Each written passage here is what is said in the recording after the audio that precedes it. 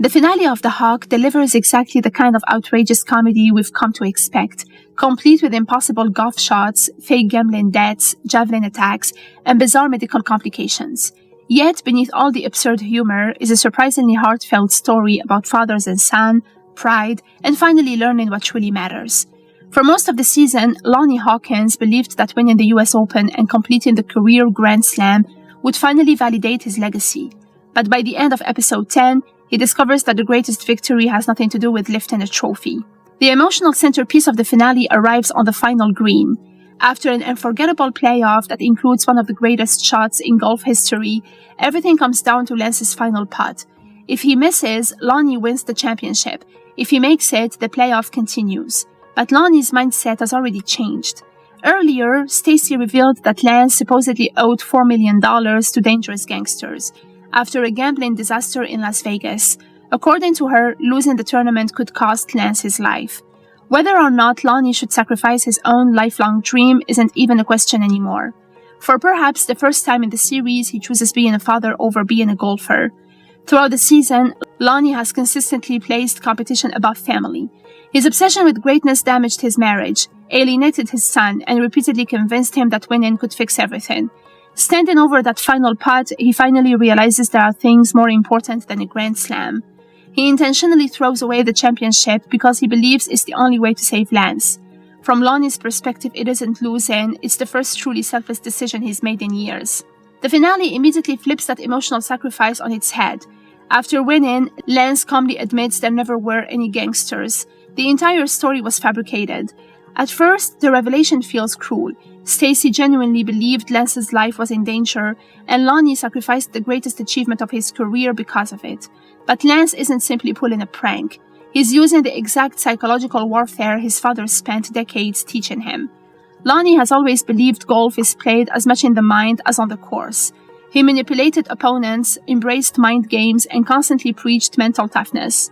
This time, Lance beats him using his own philosophy. Instead of defeating Lonnie with a better swing, he defeats him emotionally. Ironically, that deception finally creates the honest father-son relationship neither of them ever had. Once the truth comes out, Lonnie doesn't explode in anger. Instead, he laughs because he recognizes exactly what happened. His son has finally become his equal. Rather than feeling betrayed, Lonnie realizes Lance no longer needs to live in his shadow. Did Lonnie really lose? Officially, yes. Emotionally, not even close. The season begins with Lonnie believing only one thing matters, completing the Grand Slam. By the finale, he loses the tournament but gains almost everything else he's been missing. He repairs his relationship with Lance. He rediscovers what family means. He proves, at least to himself, that he can choose someone else's happiness over his own ambition. Even his miraculous recovery from an impossible lie in the cliffs reflects his transformation. The spectacular shot reminds everyone why Lonnie is one of the greatest golfers alive, but the shot isn't what defines his ending. His decision afterward does. The trophy goes to Lance. The personal growth belongs to Lonnie. For much of the season, Stacy appears ready to move on from Lonnie forever. Radford represents stability, kindness, and a future completely separate from golf. In many ways, he's everything Lonnie hasn't been. That's why Stacy initially accepts the idea of starting over with him. However, seeing Lonnie willingly sacrifice his greatest dream changes everything. Throughout their marriage, Stacy has watched Lonnie prioritize golf over family again and again. His decision to throw away the US Open for Lance is the first undeniable proof that he's finally changed. It's the husband she always hoped existed finally revealing himself. So when she sees father and son embracing after the tournament, Stacy realizes she still loves Lonnie, not because he won, but because he finally became the man she always wanted him to be. Unfortunately, that realization comes at Redford's expense. His proposal represented peace and a fresh start, but Stacy's heart never completely left her family. Just when the finale seems over, Anton launches a javelin at Lonnie in one last burst of ridiculous revenge. Instead of ending in tragedy, Sam dives through the air and catches it. The scene is intentionally over the top, but it perfectly summarizes Sam's role throughout the series. She's never been just a caddy. She's Lonnie's closest friend, emotional support system, and the one person who always believes in him, regardless of whether he's winning or losing. Earlier in the episode, Sam helps pull Lonnie out of despair by singing the famous Chili's Baby Back Ribs jingle. That silly moment resets Lonnie's mindset and directly leads to the miraculous recovery shot from the cliffs. Later, Sam saves his life. Both moments reinforce the same idea. Lonnie never succeeds alone. For someone who spent years believing greatness was an individual achievement, that's an important lesson. The episode could easily have ended after Lance lifted the trophy. Instead, it jumps ahead 1 month to show the aftermath.